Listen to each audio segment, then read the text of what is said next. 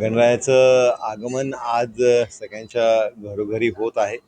काही लोकांच्या घरी 1.5 दिवस, काही लोकांच्या घरी 5 दिवस, काही ठिकाणी गौरी गणपती आहेत, काही ठिकाणी 11 दिवस आहेत आणि सगळ्यांच्या घरी एक आनंदोत्सव आणि एक कौटुंबिक वातावरण आहे. याच्यामध्ये एक अतिशय महत्त्वाचा निर्णय जो राज्य शासनाने घेतलेला आहे तो म्हणजे आजचा आपला हा गणेशोत्सवाचा सण हा राज्याचा सण म्हणून घोषणा केलेली आहे. त्यासाठी मी सर्वात प्रथम तर माननीय फडणवीस साहेबांचे आणि त्याचबरोबर उपमुख्यमंत्री शिंदेसाहेब आणि अजितदादा यांचे आभार व्यक्त करतो.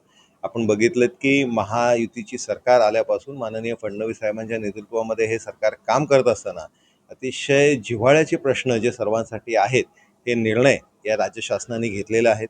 काही महिन्यांपूर्वी केंद्र शासनाने मराठी भाषेला अभिजात भाषेचा दर्जा देण्याचाही निर्णय हा घेतलेला आहे आणि त्याच्यामुळे मराठी मनामनामध्ये महाराष्ट्राच्या सर्व जनतेला निश्चितपणे या सगळ्या गोष्टीचा अभिमान आहे.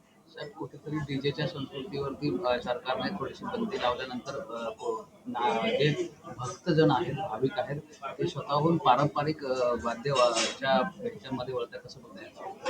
नाही, पारंपरिक पद्धतीने आपण आपले सण हे निश्चितपणे साजरी केलेच पाहिजेत, कारण हेच खऱ्या अर्थाने संस्कार आपण पुढच्या पिढीला हे देणार आहोत आणि पुढच्या पिढीला आपण जे संस्कार द्यायचे आहेत ते निश्चितपणे खऱ्या अर्थाने केल्याने होईल. डिजिटल जगामध्ये काही गोष्टींना केलं तरी त्याला एक मर्यादा आहे. त्याच्यामुळे जो खरा आनंद आहे तो खरा आनंद आपल्याला स्वतःच्या नातेवाईकांना भेटून, मित्रपरिवाराला भेटून हा सण एकत्रित साजरी करण्यामध्ये येतो.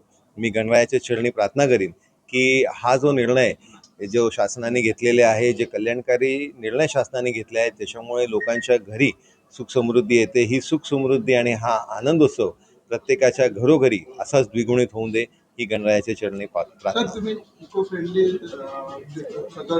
जागृती होत नाही ते लोकांना काय तुम्ही आवाहन करा? माझ्या घरी दरवर्षीप्रमाणे याही वर्षी इको फ्रेंडली आम्ही पूर्ण आरस केलेली आहे आणि आपले गणपती बाप्पांचं आपण ज्यावेळेस डेकोरेशन या इकडे प्रत्येक ठिकाणी प्रत्येक घरी होत असतं, त्याच्यामुळे ते आपण जास्तीत जास्त पद्धतीमध्ये नॅचरल पद्धतीमध्ये केलं पाहिजे असं मला वाटतं.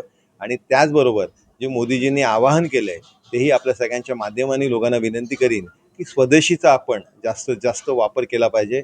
येत्या काळामध्ये आपण ते एक निर्णय या सणानिमित्त एक प्रण आपण घेऊ अशी आपल्या सर्वांना विनंती.